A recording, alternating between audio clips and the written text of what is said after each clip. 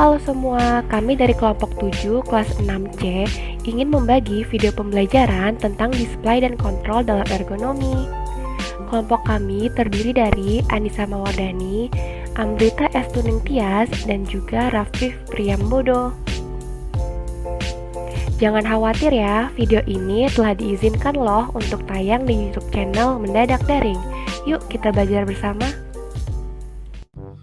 Sistem manusia-mesin adalah kombinasi antara satu atau beberapa manusia dengan satu atau beberapa mesin, di mana salah satu dengan lainnya akan saling berinteraksi. Yang dimaksud mesin dalam hal ini mempunyai arti yang cukup luas, yaitu mencakup semua objek fisik seperti peralatan, perlengkapan, fasilitas, dan benda-benda yang biasa dipergunakan manusia dalam melaksanakan pekerjaannya. Pengertian display dan kontrol. Display adalah bagian dari lingkungan yang mengkomunikasikan keadaannya langsung kepada manusia dalam bentuk lambang atau tanda. Display bertujuan untuk menampilkan informasi. Contohnya seperti layar komputer, tachometer pada mesin, dan halaman buku. Fungsi utama dari display adalah menampilkan data yang benar dalam format yang dapat dimengerti oleh manusia. Ciri-ciri display dan poster yang baik adalah dapat menyampaikan pesan, bentuk atau gambar menarik dan menggambarkan kejadian, serta menggunakan warna-warna mencolok dan menarik perhatian. Selanjutnya adalah controls. Controls disebut penggerak atau alat mekanik elektromekanik yang mengkonversikan output dari manusia menjadi input bagi mesin. Sanders dan McCormick mencirikan tindakan kontrol sebagai berikut: mengaktifkan atau mematikan peralatan seperti on-off, lalu membuat suatu pengaturan terpisah, seperti pembuatan pemisah atau penyesuaian terpisah yang dimiliki oleh saluran TV, lalu membuat suatu pengaturan yang kuantitatif, yaitu suatu suhu atas alat pengatur panas.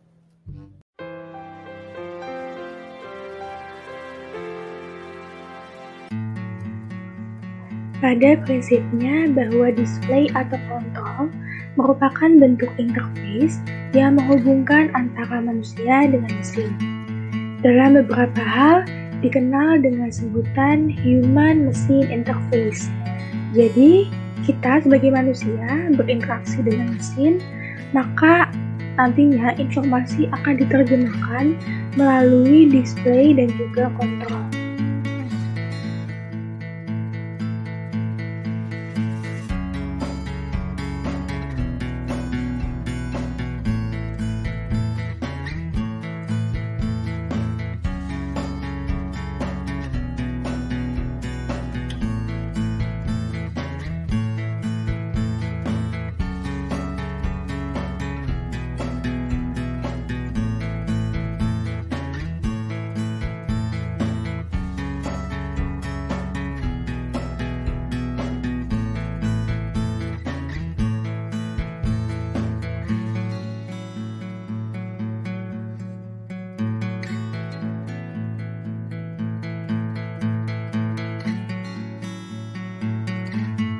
Visual display merupakan display yang menggunakan indera penglihatan.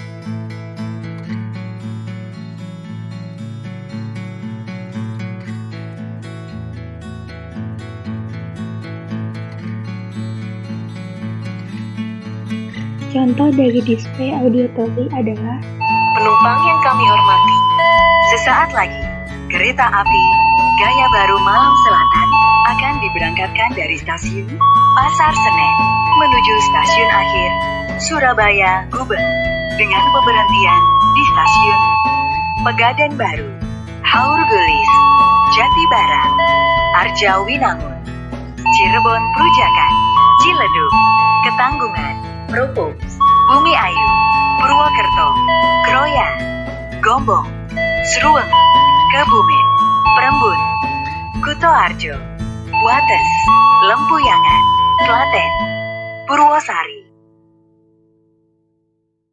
Tactual display merupakan display dengan menggunakan indera peraba. Yang selanjutnya adalah konsep ergonomi dalam perancangan display dan kontrol. Hal yang perlu diperhatikan yang pertama yaitu ketajaman mata atau visual acuity. Visual acuity adalah kemampuan mata untuk membedakan secara cermat atau detail suatu objek yang sebagian besar tergantung dari daya akomodasi mata.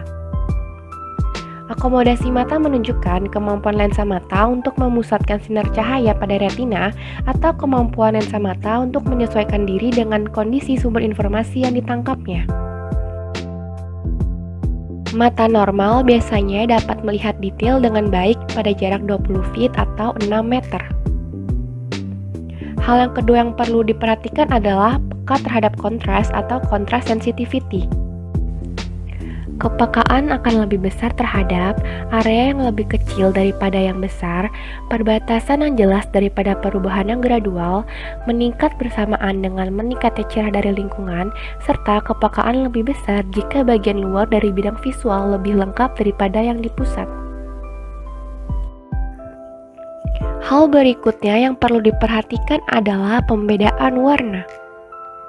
Tujuan dari penggunaan pembedaan warna antara lain membantu dalam mencari informasi yang dibutuhkan, menggunakan warna untuk pengkodean, membantu dalam mendapatkan suatu perhatian, serta menunjukkan keterkaitan warna yang sejenis dari tombol atau peralatan yang digunakan. Ketentuan penggunaan warna pada display antara lain, huruf merah berlatar belakang putih atau kebalikannya, artinya untuk larangan atau peringatan keras. Huruf putih berlatar belakang hitam atau berlatar belakang biru artinya sebuah petunjuk atau pemberitahuan, sedangkan huruf kuning berlatar belakang hitam atau kebalikannya artinya suatu perhatian atau caution atau peringatan. Berikut merupakan contoh dari ketentuan penggunaan warna pada suatu display. Hal berikutnya adalah teks atau tulisan.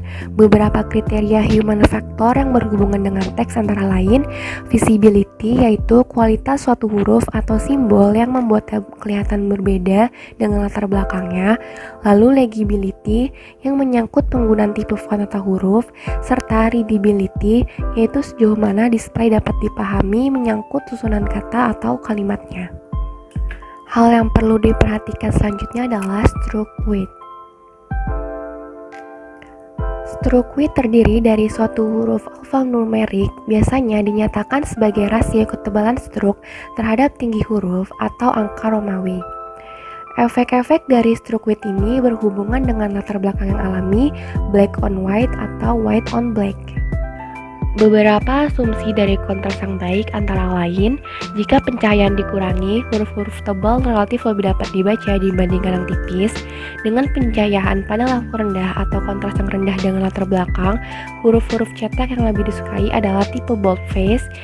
Untuk huruf-huruf yang sangat bercahaya, rasio dapat dikurangi menjadi 1:12 sampai 1:20, serta untuk huruf-huruf hitam pada latar belakang yang sangat bercahaya, dibutuhkan stroke yang sangat tipis. Hal terakhir yang perlu diperhatikan adalah rasio lebar tinggi huruf atau width to height ratio. Hubungan antara lebar dan tinggi dari suatu huruf alfanumerik yang lengkap digambarkan sebagai rasio lebar tinggi dan dinyatakan seperti gambar berikut ini. Kriteria penggunaan jenis huruf Roman antara lain, huruf Roman lebih mudah dibaca dan lebih banyak digunakan untuk teks material konvensional. Penggunaan huruf Roman italik biasanya untuk penekanan, judul, dan mengindikasikan penggunaan kata-kata yang spesial, sedangkan huruf Roman boldface digunakan untuk heading dan label. Berikut merupakan contoh dari visual display. Contoh pertama ditujukan untuk menginformasikan kepada pendaki mengenai jarak yang sudah ditempuh serta pos ke pos. Di sebelah kiri ada tulisan pos 1 Gunung Merbabu, di mana memberitahu pendaki saat mereka menanjak bahwa mereka sudah sampai di pos 1. Gambar di sebelah kanan menginformasikan berapa jarak yang sudah ditempuh pendaki pada saat menanjak. Tujuan pembuatan display tersebut agar pada saat naik atau turun gunung, pendaki tidak tersesat. Tanda berikutnya menunjukkan bahwa pendaki telah sampai di area puncak Gunung Merbabu, serta peringatan agar pendaki tidak mendirikan camp di area puncak. Contoh visual display yang kedua, di mana alat ini dipasang di kendaraan untuk menginterpretasikan informasi berupa waktu, suhu di lingkungan, serta getaran yang diterima oleh pengemudi.